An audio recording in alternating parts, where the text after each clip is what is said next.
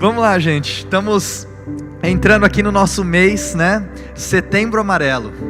É o mês da prevenção da saúde emocional, né? E nós, como igreja, a gente entende esse tema como de muita importância, porque eu acredito que muitos de nós estamos passando por problemas emocionais, né? Acho que todos nós passamos por crises, por problemas, e nada como a gente poder ganhar ferramentas para combater esses momentos na nossa vida, né? Então a gente, como igreja, a gente entendeu a importância de a gente abordar esse tema durante esse mês de setembro, né? Então ao longo de todo esse mês a gente vai estar tratando o assunto de saúde emocional aqui. E eu queria encorajar você a convidar amigos, convidar pessoas que você sabe que estão passando por problemas assim, né? E ao final do mês a gente vai ter um painel aqui no último domingo desse mês, um painel muito bacana, muito legal, que vai tratar o assunto com especialistas, né? Inclusive uma das especialistas é a minha mãe, que está aqui hoje, né? Quem quiser conhecer mais, segue lá depois no Instagram dela, ou Brain Academy também, que ela está sempre tratando sobre esses assuntos aí. E uma coisa que eu aprendi com a minha mãe sobre emoção, é que não existe emoção ruim. Você sabia disso? Você sabia que não existe emoção ruim? Eu acho que a gente tem muito um instinto de categorizar as emoções, né? Então você categoriza emoções boas e você categoriza emoções ruins, né? Então, alegria é uma emoção boa, né? Tristeza é uma emoção ruim. Ânimo, não sei se ânimo é um sentimento, né? Ânimo é um sentimento, falou que então tá bom. É uma boa, né? Agora, ansiedade é um sentimento ruim. Mas a gente começa a entender, né, que nós tem um sentimento só, que eu entendo na palavra de Deus, né? Talvez não nessa série desse ano nós vamos falar sobre ele. Eu já preguei aqui na igreja sobre isso. Nós vamos falar numa próxima série de mensagens sobre isso, né? Que eu acredito que é um sentimento que Deus não fez, que a gente não nos criou para sentir esse sentimento, que é a vergonha. Vergonha é um sentimento que eu acredito que a gente não foi feito para sentir. Tanto é que a gente vê que Adão, ele sente vergonha no primeiro momento, depois de ele comer o fruto, não, o fruto do bem e do mal, o conhecimento do bem e do mal. Então, mas todos os outros são sentimentos e são emoções que Deus criou a gente desse jeito. E todas essas emoções, ela tem a sua função. Por mais que você talvez considere essa emoção como ruim, todas essas emoções, elas têm algum sentido e elas geram alguma coisa de bom na nossa vida. Sabe o que é ruim? É o excesso de emoção. O excesso dessa emoção é o que gera transtorno em nós, né? Eu estava lendo uma reportagem interessante, né, que eu achei na revista Super Interessante. E eles dizem que a história da humanidade está linkada à ansiedade. Você sabia disso? A ansiedade, então, né, a gente só explicando rapidamente, ela tem a ver então com uma preocupação futura. Concorda comigo? Você fica ansioso quando você está preocupado em relação a algo que não está acontecendo. Quando tem a ver com algo que está acontecendo no momento, isso não se chama ansiedade, se chama o quê? Medo, né? Então o medo, o que ele é? Ele é se tem uma pessoa com uma arma na sua cabeça, isso é medo. O que é a ansiedade? Ansiedade é você se preocupar com um assalto futuro, é você ficar com medo de ser assaltado, você não está sendo assaltado nesse momento. Então, a ansiedade, apesar de a gente talvez entender ela como algo ruim, na verdade a ansiedade ela tem os seus benefícios, né? E esse estudo fala que a ansiedade saudável, ela nos leva à ação, ela nos leva a ter mais foco e até nos preparar para alguma situação. E olha só que interessante, essa reportagem fala que ao longo da história, a ansiedade foi aquilo que fez o homem avançar, a gente como humanidade avançar, né? Então um exemplo aqui, o homem primitivo, né? Talvez por medo de ser atacado por ursos, né, ele começou a criar um tipo de proteção. Então a ansiedade, ela de maneira saudável, ela nos leva ao avanço na nossa vida, né? A ansiedade, ela não é só algo ruim, eu não quero sentir ansiedade. Não, você vai sentir ansiedade, todos nós sentimos ansiedade. A questão é, você tem conseguido construir uma ansiedade saudável na sua vida? Você tem conseguido gerar ansiedade saudável na sua vida, onde você tem o controle da sua emoção e não a sua emoção te controla, né? Não sei quantos já viram aquele filme, né? É um desenho, né? Como é que é o nome do desenho mesmo? Daquele dos personagens que estão Divertidamente. Os pais aí estão me ajudando, né? E esse filme é interessante, né? Porque esse filme, né, é como se as emoções estivessem controlando a pessoa, né? Mas a gente não pode deixar as emoções nos controlarem. Nós temos que ter controle sobre as nossas emoções, né? E eu trouxe alguns dados aqui para vocês. No mundo hoje, 264 milhões de pessoas vivem algum tipo de transtorno de ansiedade. Isso é 15% a mais do que em 2015. Aqui em São Paulo, né, cidade onde nós estamos, 19,9% das pessoas já sofreram algum tipo de crise de ansiedade. E a média no Brasil, ela é maior que a no mundo, né? A média mundial é de 3,1% das pessoas. Aqui no Brasil nós temos uma média de 9,3%, ou seja, nós somos um povo ansioso, né? Então, se você sofre com ansiedade, você está dentro, né, da normalidade aí, né, gente? Então, a gente entende que o excesso de ansiedade, ela não vai resolver o seu problema futuro e ainda vai atrapalhar a sua vida presente. Então eu quero falar para vocês hoje, né, como a gente pode vencer essa ansiedade à luz da palavra de Deus. O que Deus nos fala sobre ansiedade, o que a palavra de Deus nos ensina sobre ansiedade. Eu queria que você abrisse sua Bíblia comigo em 1 Pedro 5, de 5 a 9. Pega o seu celular aí, ou a sua Bíblia física. Eu queria que você abrisse comigo em 1 Pedro 5. Pedro aqui nesse trecho, ele está falando, ele está escrevendo para uma igreja que está sendo perseguida, né? Eu quero hoje, dentro desse texto, né, falar como que a gente pode se proteger para que a gente impeça o diabo de ficar enchendo a nossa mente de situações hipotéticas que podem ou não acontecer, para que você possa desfrutar então da vida que Deus criou para que você tivesse. Então vamos lá, 1 Pedro 5, de 5 a 9, fala assim: da mesma forma, jovens, sujeitem-se aos mais velhos, sejam todos humildes uns para com os outros, porque Deus se opõe aos orgulhosos, mas concede graça aos humildes. Portanto, humilhem-se debaixo da poderosa mão de Deus, para que Ele os exalte no tempo devido. Lancem sobre Ele toda a sua ansiedade, porque Ele tem cuidado de vocês. Sejam sóbrios e vigiem. O diabo, o inimigo de vocês, anda ao redor como leão, rugindo e procurando a quem possa devorar. Resistam-lhe, permanecendo firmes na fé, sabendo que os irmãos que vocês têm em todo o mundo estão passando pelos mesmos sofrimentos. Então, ou seja, se você quer estar do mesmo lado que Deus, Ele está do lado oposto dos orgulhosos. Você precisa então, primeira coisa que eu queria que você entendesse nessa manhã aqui: você não é o Criador, você é a criação. Teve um período da minha vida, né? Eu também, como um bom brasileiro, sou um cara muito ansioso. e já passei também por problemas de ansiedade, é algo que eu tento controlar na minha vida também. E numa dessas crises de ansiedade que eu mesmo tive, né? Minha mãe, que ela é psicóloga também, me indicou uma colega de trabalho para eu estar conversando. E aí eu liguei para essa pessoa, né? Na época estávamos com só por online. E aí eu comecei a conversar com essa pessoa, né? Compartilhar. Só que todo mundo tem um pouco de medo de ser vulnerável, né? Da gente mostrar tudo que a gente está sentindo, ou tudo que a gente passa, ou até de revelar as coisas que a gente errou, que a gente pisou na bola. E aí eu comecei, então a gente vai, parece que fazendo pequenos testes com a pessoa quando a gente está conversando, né? Então aí eu lembro que eu comecei a conversa, e aí eu comecei a falar uma coisinha, e aí eu vi que ela não se assustou com o que eu falei.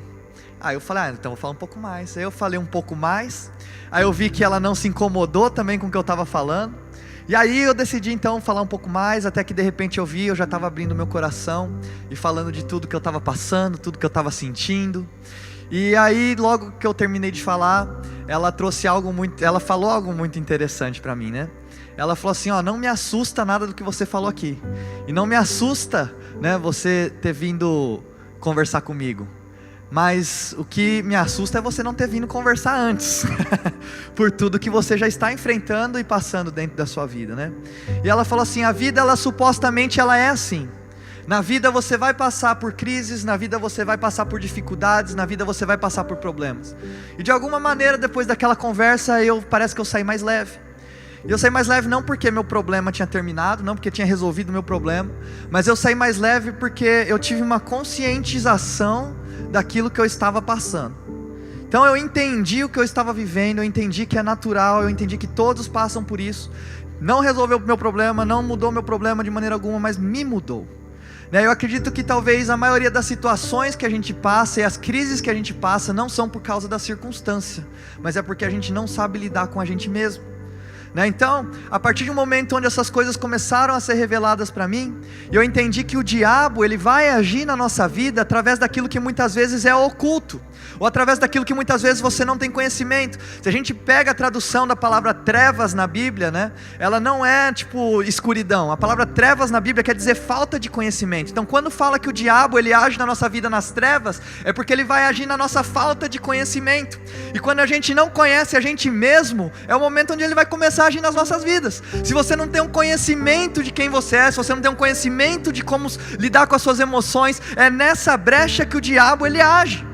Então, se você tenta evitar um problema que você está vivendo, se você tenta evitar uma emoção que você está sentindo, você não está, na verdade é ali que ele age, porque ele quer deixar as coisas no oculto, ele quer deixar as coisas em segredo, e nesse momento a gente dá abertura para o diabo começar a agir na nossa vida.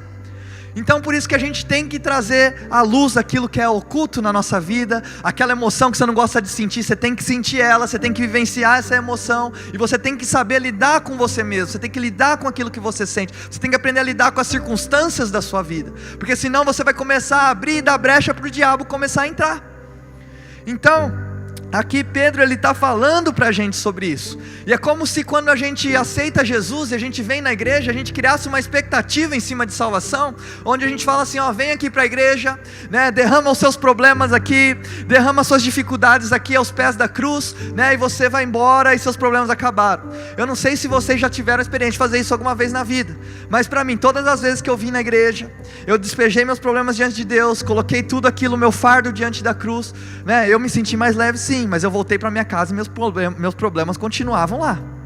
Os problemas não mudaram, eles continuam lá, mas o que mudou é aquilo que eu estava sentindo. E Pedro, ele fala assim, todos estão lutando. Ele termina o trecho falando, todos estão lutando, todos ao redor do mundo estão sofrendo.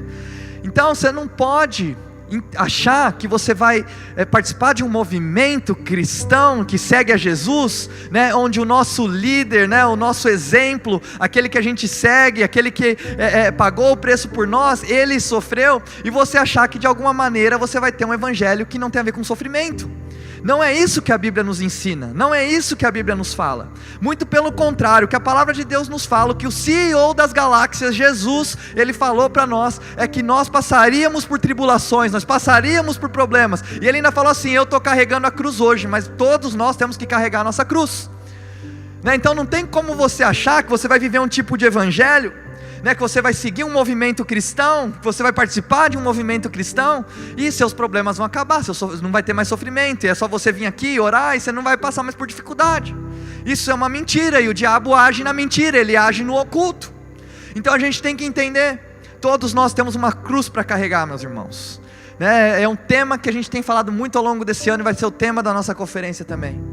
Se você entender que tem uma cruz para você, talvez você vai parar de ter dó de você mesmo, e você vai entender que existe um sacrifício que precisa ser feito, porque se você entender que nós não estamos vivendo para essa vida, mas nós vivemos em função da eternidade, você paga nessa vida aqui o preço que for preciso, porque você entende que aqui a gente só está de passagem, não é verdade? Então, o sofrimento, o sacrifício, ele faz parte. E sabe o que Jesus fez como um bom líder? Ele sofreu primeiro, e ele falou assim, eu estou sofrendo por vocês. Muitas coisas nós não temos que sofrer por aquilo, a gente não tem que sofrer mais pelo pecado, porque ele já pagou o preço, a gente não tem que sofrer mais pela vergonha, porque ele já pagou o preço, mas muitas outras coisas nós vamos sofrer pelos nossos irmãos também, nós vamos sofrer pelo evangelho também, sabe, seguir a Jesus nunca foi sobre comodidade, nunca foi sobre conforto, mas para mim sempre foi sobre carregar uma cruz, e toda vez que eu me pego numa situação, onde eu fico com compaixão de uma pessoa, e dó às vezes de uma situação que a pessoa está passando, uma decisão que ela tomou errado, e eu me pego querendo aceitar aquilo lá, que às vezes vai até contra os meus princípios, o que eu me lembro é, todo mundo tem uma cruz para carregar, e se essa é a cruz que Deus tem para mim carregar, eu vou carregar, se essa é a cruz que Deus tem para aquela pessoa carregar, ela vai ter que carregar essa cruz. Porque o evangelho não é sobre conforto, gente, não é sobre comodidade, não é sobre você ser o cara mais feliz do mundo, não. A gente vai encontrar felicidade pagando preço, pela vida do nosso próximo. A gente vai encontrar satisfação, a gente vai encontrar alegria quando a gente estiver vivendo em comunidade. Você vai ver, gente, felicidade está nesses lugares.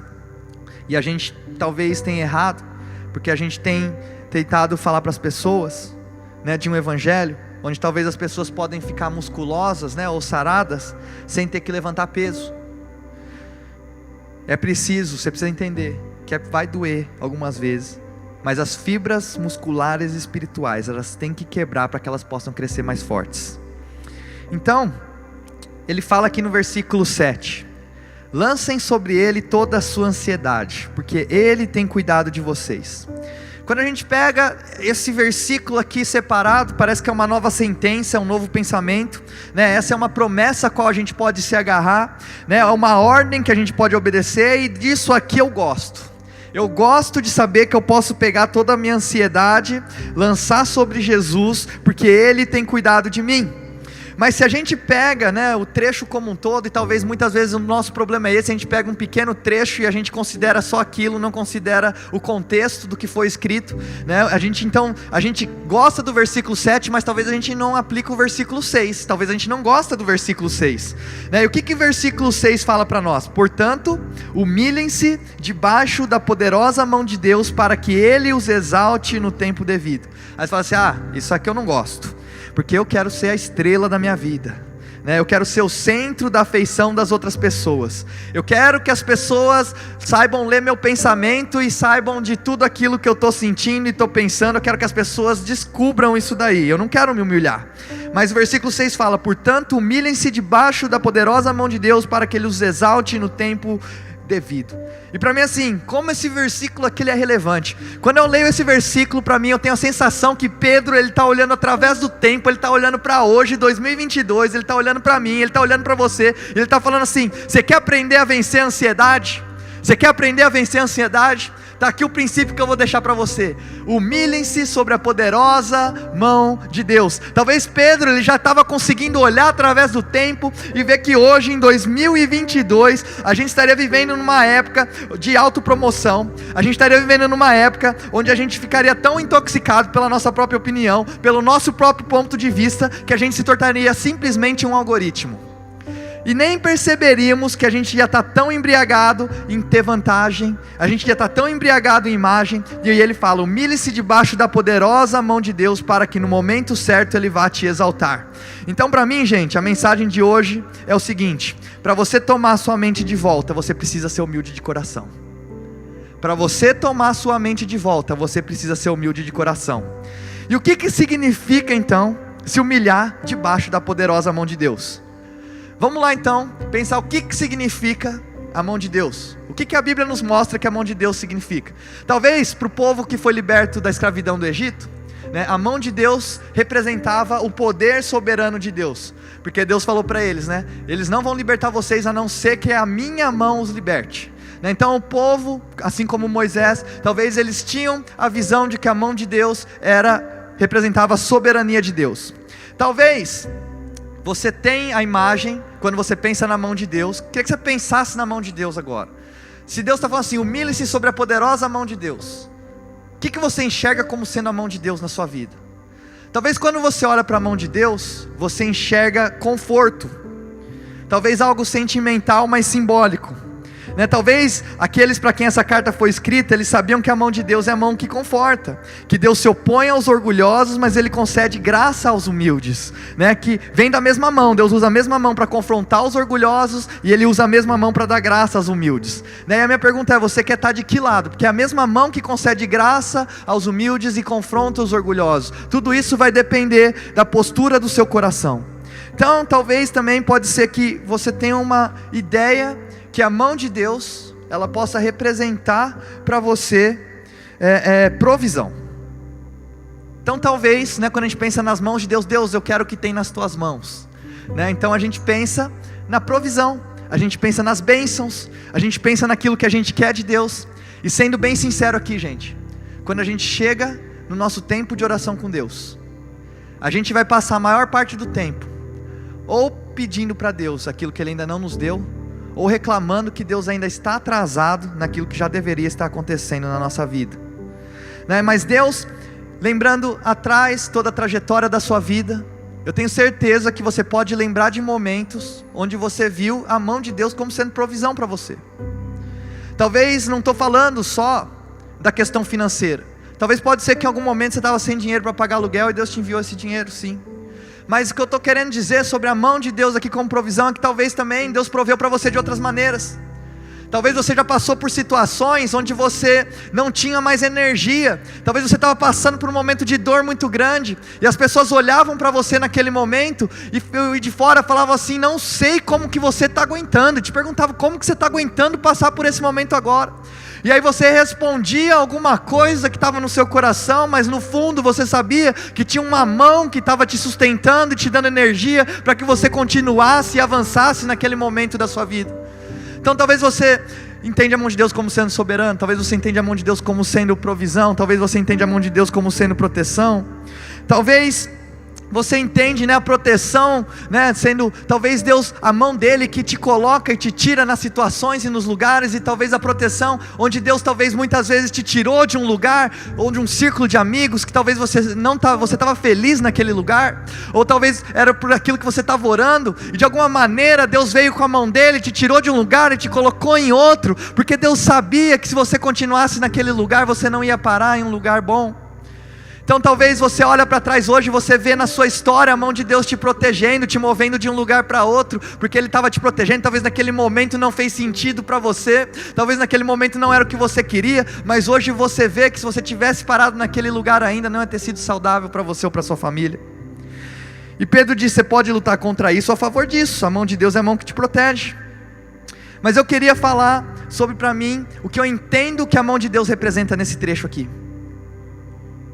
Então quando Pedro ele fala: humilhem-se sobre a poderosa mão de Deus, para mim o prisma da mão de Deus que está faltando é quando a mão de Deus ela representa o plano. E essa é a dificuldade muitas vezes que a gente tem, porque a gente gosta do nosso plano. E para mim, gente, uma das coisas que causa mais ansiedade, tá? Queria que você prestasse atenção nisso agora aqui, ó. Para mim, uma das coisas que mais causa ansiedade no meu coração, na minha mente, é porque eu tenho uma confusão muito grande sobre qual é a minha responsabilidade e qual que é a responsabilidade de Deus na minha vida. Faz sentido isso aqui para vocês? O que causa mais ansiedade é porque a gente confunde, a gente não sabe separar qual que é a nossa responsabilidade e qual que é a responsabilidade de Deus na nossa vida.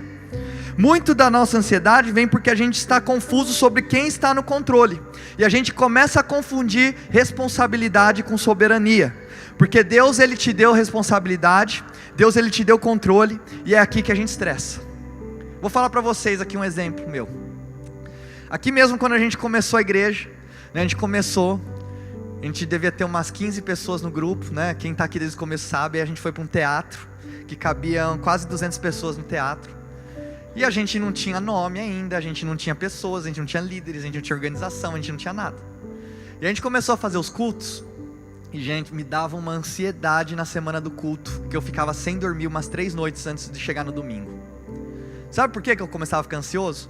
Porque eu começava a ficar assim: gente, vai ficar vazio aquele lugar lá, vai ficar vazio, eu vou passar vergonha, e além de passar vergonha, as pessoas vão desanimarem daqui a pouco, e aí vai todo mundo achar que eu sou, que eu era só um cara empolgado e tal, e aí eu começava a ficar ansioso, porque eu achava que ia ficar vazio e tal, e aí eu começava a orar: Deus, por favor, Deus, enche aquele cinema, pelo amor de Deus, Deus, não me deixa passar vergonha, não me deixa sozinho, Deus, nessa hora, foi o Senhor que mandou eu fazer isso, Deus, não me abandona agora, Deus, tô aqui. Gente, sem brincadeira, fiquei noites sem dormir por causa disso. Toda vez que ia ter culto, chegava perto do domingo, eu não conseguia relaxar no sábado, eu não conseguia dormir de sábado para domingo, que eu ficava com esse negócio, e eu comecei a ficar doente, de verdade, minha pele começou a secar, começou a ficar vermelha, começou a me dar espinha, e eu falei assim: meu Deus, o que está acontecendo? E aí teve uma hora, por que eu estou falando isso? Porque eu estou confundindo a minha responsabilidade com a responsabilidade de Deus. O que acontece? Eu estava querendo, pela minha força, fazer algo que eu não podia fazer. Eu tenho certas responsabilidades? Sim. Eu tenho que divulgar? Sim. Eu tenho que cuidar das pessoas? Sim. Eu tenho que orar? Sim. Eu tenho que preparar uma mensagem? Sim. Eu tenho que organizar um culto? Sim. Mas agora, eu sou responsável pelo tanto de pessoas que vai vir? Sou eu que é na minha força que isso acontece? Não. As pessoas que vão vir, não tem a ver comigo, tem a ver com Deus. Essa é a responsabilidade dele. Só que eu estava tomando para mim uma responsabilidade que não era minha, que estava totalmente fora do meu controle. Eu não tinha ideia de quantas pessoas iam vir. Mas quando eu entendi que eu estava confundindo a minha responsabilidade com a responsabilidade de Deus na minha vida, eu comecei a relaxar. E a minha oração mudou. Sabe como é que a minha oração é hoje? Eu não estou mais preocupado se esse lugar vai estar cheio ou vai estar vazio. Estou preocupado se eu estou orando todos os dias. Eu estou preocupado se eu estou buscando a Deus todos os dias. Estou preocupado se quem está vindo aqui está sendo cuidado, porque isso está no meu controle. Agora, quantas pessoas vão vir aqui no domingo? Isso aí é Deus que vai fazer. Pastor Gerson até que está aqui, ele acho que numa das nossas primeiras conversas, ele me perguntou assim: qual que foi a estratégia que você acha que fez a igreja dar certo, né? Eu estava me lembrando que ele me perguntou isso, e aí eu lembro que na hora eu fiquei pensando, e eu lembrei quanto que foi difícil até a gente chegar até aqui hoje. Eu lembrei de tudo que eu passei, tudo que eu enfrentei, tudo que eu tentei de diferente. E gente, eu entendi uma coisa: não foi estratégia nenhuma que fez a gente chegar aqui até hoje. Foi a graça de Deus. Foi porque a gente está debaixo de uma visão que está no coração de Deus. E é Deus que faz isso aqui acontecer, não é estratégia. É lógico, existe esforço, existe dedicação, existe organização, existe estratégia, mas eu sei que não é nada disso que fez essa igreja aqui dar certo. O que está fazendo essa igreja aqui dar certo é porque a gente está debaixo da vontade de Deus. E aí sabe qual que é a minha oração hoje? Minha oração não é mais: Deus, enche lá o culto de domingo. De certa maneira é. Mas eu não estou mais preocupado que Deus enche esse lugar aqui de pessoas. O que eu oro para Deus é que Ele enche esse lugar aqui da presença dEle. E eu tenho certeza que a minha oração é: Deus, não importa quantas pessoas tenham lá, mas as que estiverem lá, que elas possam sair transformadas pela Tua presença, em nome de Jesus. E gente, isso é um peso das minhas costas. Hoje, de sábado para domingo, é o dia mais feliz, é a minha noite mais feliz da semana, porque eu sei que eu vou estar aqui na minha casa com a minha família todos os domingos.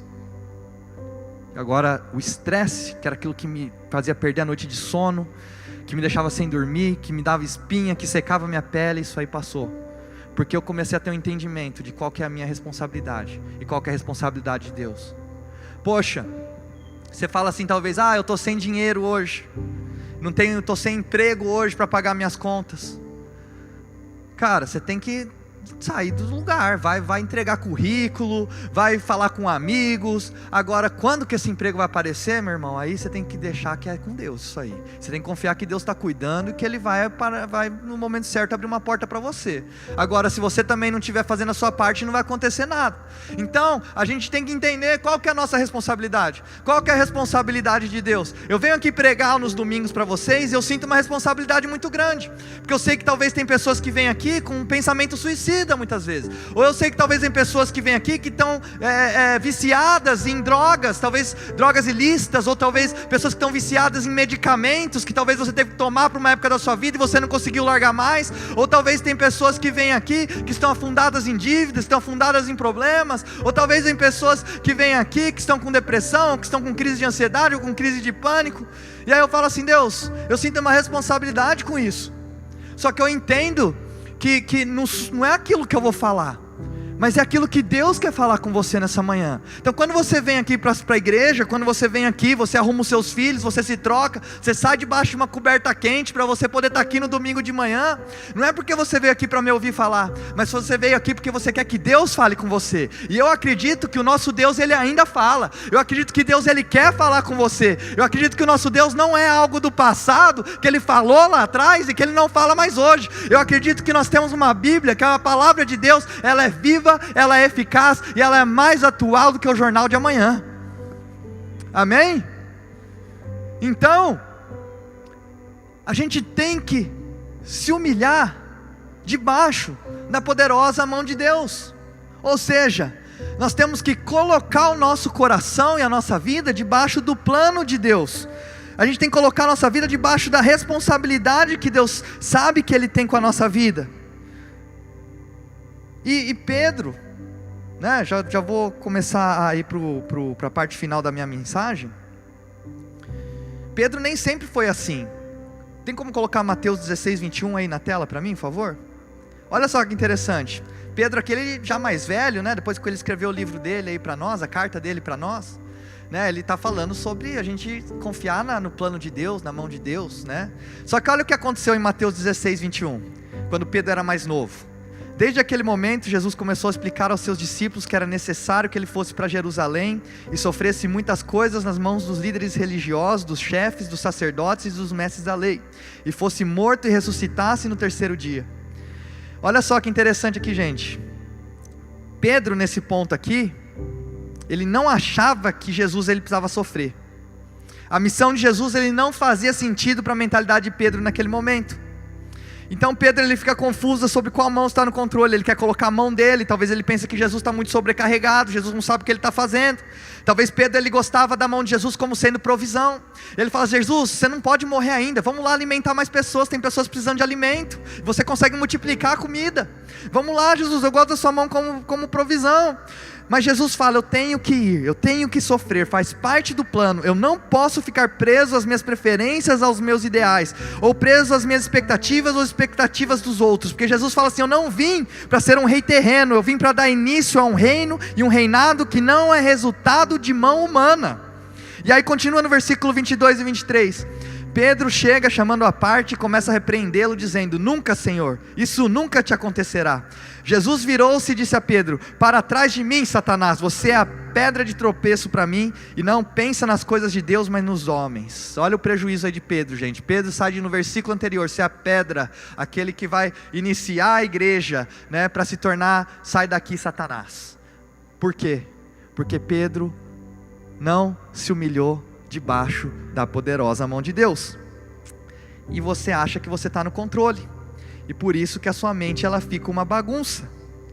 Você está tentando controlar as coisas que estão acima da sua patente. Você está tentando controlar as coisas que são responsabilidade de Deus. Quando eu estou aqui, gente, às vezes eu trago alguém para dar um testemunho. Vocês vão reparar, eu não dou o microfone para a pessoa, eu fico segurando o microfone na minha mão. Eu não sei o que a pessoa vai falar. Pode ser que ela comece a falar alguma besteira, eu puxo o microfone. Pode ser que a pessoa comece a falar muito, né, e está atrapalhando nosso tempo. Eu falo: irmão, obrigado, Deus te abençoe, que testemunho, uma salva de palmas, né? Mas gente, eu tenho talvez então uma sensação de que eu estou no controle, porque eu estou segurando o microfone, né? Mas eu queria que vocês soubessem de uma coisa, gente. Aqui na nossa igreja, toda uma estrutura necessária para que o culto rode, para que a gente funcione, né? Tem pessoas que ficam nos bastidores, né, que servem, que talvez você nunca viu. E uma dessas pessoas é o Léo. O Léo, que é o nosso cara aqui do som, ele está aqui nos bastidores operando o som pra gente. Então eu estou aqui segurando o microfone e de certa maneira eu acho que eu estou no controle. Mas a qualquer momento...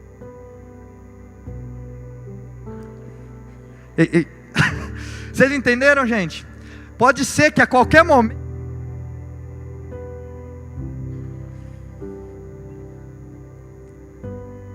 que aqui que está o princípio que eu quero deixar para vocês. E se você entender isso, você vai conseguir vencer a ansiedade na sua vida. Eu estou segurando, mas eu não estou controlando. É isso que Deus fala para você com seus filhos. É isso que Deus fala para você com a sua família.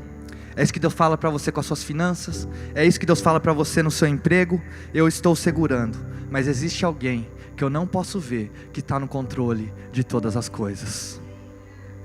Porque existe responsabilidade da sua parte, mas o controle não está com a gente, o controle está com Deus. Se você entender isso, você vai conseguir vencer a ansiedade na sua vida, porque você vai entender qual que é a sua responsabilidade. O que você pode fazer? O resto, gente, confia na mão soberana de Deus, confia na mão provedora de Deus, confia na mão protetora de Deus, e se coloca debaixo da mão que é o plano que representa a mão de Deus para a sua vida. E eu quero me humilhar sobre essa mão. Deus, eu não sei o que eu preciso, mas eu confio no Senhor, eu confio no seu timing, eu confio no seu coração, eu confio no Senhor, nessa sabedoria.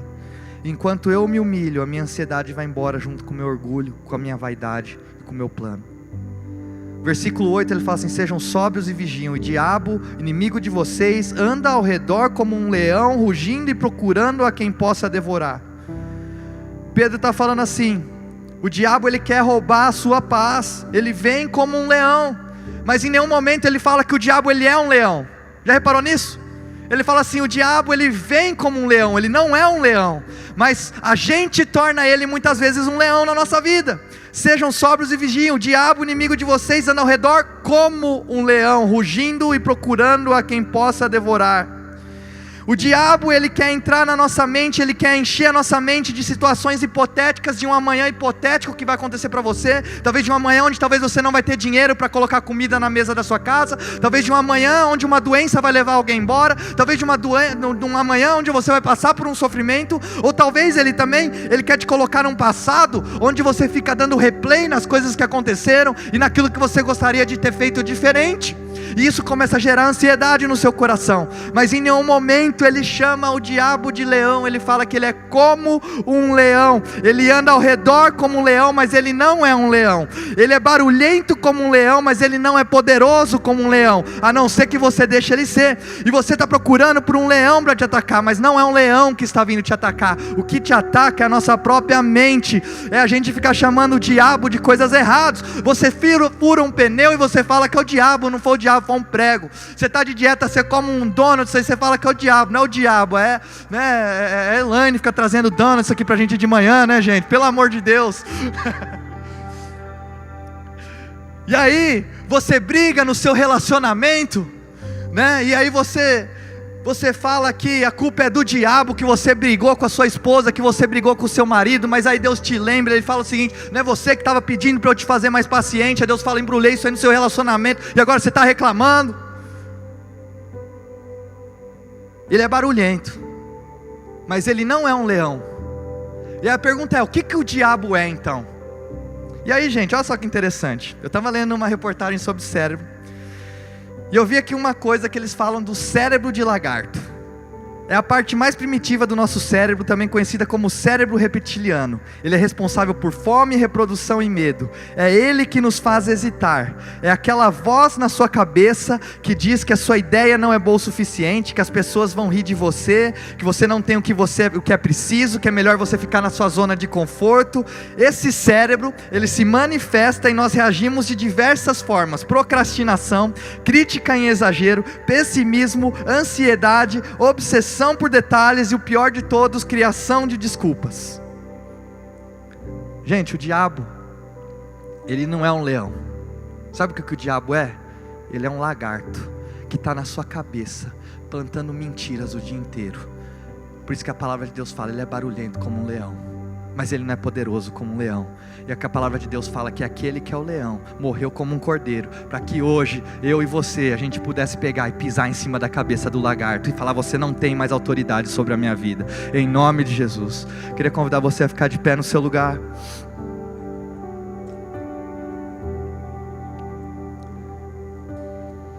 E uma coisa que eu entendi é: a gente não vai poder receber de Deus aquilo que está na mão dele enquanto a gente estiver segurando aquilo que está nas nossas mãos.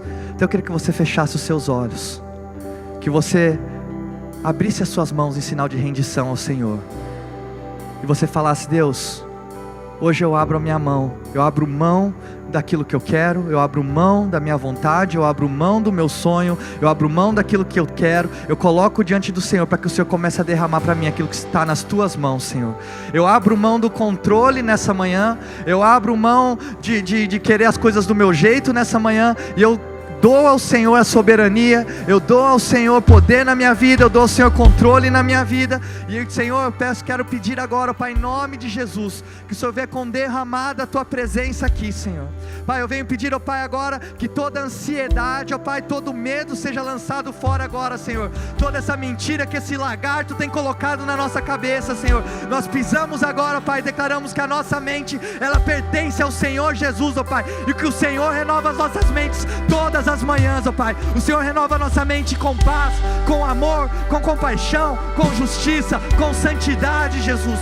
Oh Senhor, Pai, nós abrimos mão do controle, Senhor, e colocamos o controle nas nossas vidas diante do Senhor, ó Pai.